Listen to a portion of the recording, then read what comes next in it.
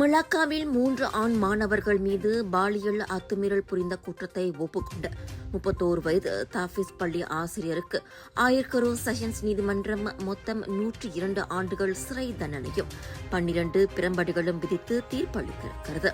முகமது ஐமானுடீன் ஜுலாஹி என்பவர் மீது சுமத்தப்பட்ட 10 குற்றச்சாட்டுகளையும் அவர் நீதிபதி முன்னிலையில் ஒப்புக்கொண்டார். கடந்த ஆண்டு மே முதல் ஜூலை மாதங்களுக்கு இடைப்பட்ட காலத்தில் புக்கிட் ரம்பாயில் உள்ள சமய கல்வி மைய வளாகத்தில் 13, 14 மற்றும் 16 வயதுடைய மாணவர்களை இவர் வலுக்கட்டாயமாக ஓரின புணர்ச்சிக்கு உட்படுத்தியுள்ளார். இதையடுத்து முதல் 8 குற்றச்சாட்டுகளுக்கு தலா 10 ஆண்டுகள் சிறை மற்றும் ஒரு பிரம்படியும், மற்ற 2 குற்றச்சாட்டுகளுக்கு தலா 11 ஆண்டுகள் சிறை மற்றும் 2 பிரம்படிகளும் விதிக்கப்பட்டன. எனினும் இந்த தண்டனைகள் அனைத்தையும் ஏக நேரத்தில் அனுபவிக்க நீதிமன்றம் உத்தரவிட்டதால் அவர் அதிகபட்சமாக 11 ஆண்டுகள் மட்டுமே சிறை தண்டனையை அனுபவிப்பார். விலையோ மலிவு, செலவோ குறைவு, தரமோ உயர்வு, மனமோ நிறைவு. மக்களின் தேர்வு என்ரிகோஸ் முழு ஆடை சத்துள்ள பால்மாவு.